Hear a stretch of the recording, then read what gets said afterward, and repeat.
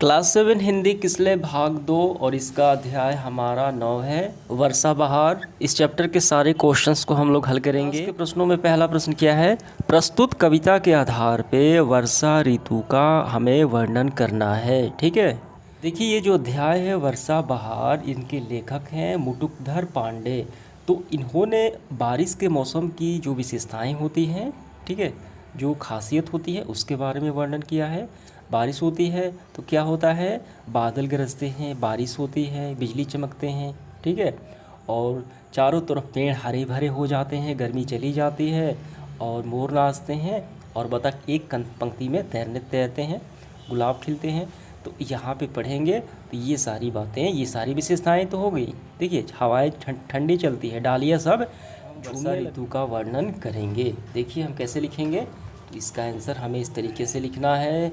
वर्षा ऋतु आते ही आकाश में घने घोर बादल छाने लगते हैं, बिजली चमकने लगती है, बादल गरजने लगते हैं, पानी बरसता है, झरने झरझर बहने लगते हैं, हवाएं ठंडी चलने लगती है, डालियाँ सब हिलती है। इसके बाद देखिए क्या है, क्या बताया गया है, मोर नाचते हैं, मेढक आवाज़ करते हैं, गुलाब खिलता है, हंस कतार में चलते हैं, यही है वर्षा बहार का भूपर। समझ गए, ये हो गई वर्षा ऋतु की विशेषताएं। तो ये आपका आंसर पूरा हुआ। आगे बढ़ते हुए देखिए दूसरा सवाल क्या है, वर्षा ऋतु में बाग बगीचे में आनंद क्यों छा जाता है। तो यहाँ पे आप नज़र डालिए, जहाँ पे बाग बगीचे की बात की गई है, देखिए हवाएं ठंडी चलती हैं, डालियाँ सब डोलने लगती है, उसके बाद गुलाब खिलता है, तो ये भी बाग से संबंधित है। तो इसका आंसर हम ऐसे लिखेंगे, देखिए वर्षा ऋतु आते ही बाग बगीचे में फूल खिलने लगते हैं, सभी पेड़ पौधे हरे भरे हो जाते हैं, पेड़ों की डालियाँ झूलने लगती है और इस तरीके से वर्षा ऋतु में बाग बगीचे में आनंद छा जाते हैं। ठीक है, इसके बाद देखिए तीसरा सवाल, हमें निम्नलिखित पंक्तियों का अर्थ स्पष्ट करना है। पहला है खिलता गुलाब कैसा सौरभ उड़ा रहा, दूसरा है गाते हैं गीत कैसे लेते किसान मनहर। तो यहाँ पे नज़र डालेंगे आप, देखिए खिलता गुलाब, यहाँ पे देखिए खिलता गुलाब कैसा सौरभ उड़ा रहा, तो ये पंक्तियाँ हमें इसका मतलब बताना है। और उसके बाद ये वाला गाते हैं गीत कैसे लेते किसान मनहर, यानी हंस एक कतार में चलते हुए गीत गाते हैं। ठीक है, तो आइए दोनों का हम अर्थ स्पष्ट करते हैं। सौरभ उड़ा रहा, तो इसका हम ऐसे लिखेंगे, वर्षा ऋतु में गुलाब खिलने से वातावरण सुगंधित हो जाता है। ठीक है, ये हो गया।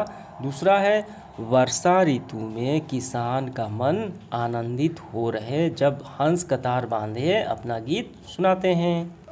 तो ये आपका पूरा हुआ। इसके बाद देखिए पाठ से आगे है जो आपके परीक्षा के दृष्टिकोण से नहीं है। देखिए क्या है इसमें, फिर भी आपके अनुभव के आधार पर वर्षा ऋतु का वर्णन करें। तो जैसे हमने पहले सवाल हल किया है, बारिश आती है तो बादल छाते हैं, बिजली चमकती हैं, पानी बरसता है, बादल गरजते हैं, चारों तरफ पेड़ पौधे हरे भरे हो जाते हैं, ठीक है, और फूल खिलते हैं, मोर नाचते हैं, बस यही हो गया। अब इसके बाद देखिए ग्रीष्म ऋतु के बाद वर्षा ऋतु आती है, तो वर्षा ऋतु आने पर कैसा महसूस करते हैं, काफ़ी सिंपल है। तो ग्रीष्म ऋतु के बाद वर्षा ऋतु आते ही गर्मी कम होने लगती है, लोगों को ठंडी महसूस होने लगती है, वायुमंडल का तापमान कम होने लगता है, ठीक है, बादल छाते हैं और चारों तरफ पेड़ पौधे हरे भरे हो जाते हैं। तीसरा देखिए वर्षा जल से क्या क्या लाभ होता है, वर्षा जल से काफ़ी लाभ होता है, सिंचाई का लाभ होता है, वातावरण साफ़ सुथरा हो जाता है, पेड़ पौधे हरे भरे हो जाते हैं, ठीक है, पानी की कमी दूर हो जाती है। तो ये आपका हो गया, इसी तरीके से आपको कर लेने हैं। ठीक है, इसके बाद देखिए हम व्याकरण देखेंगे।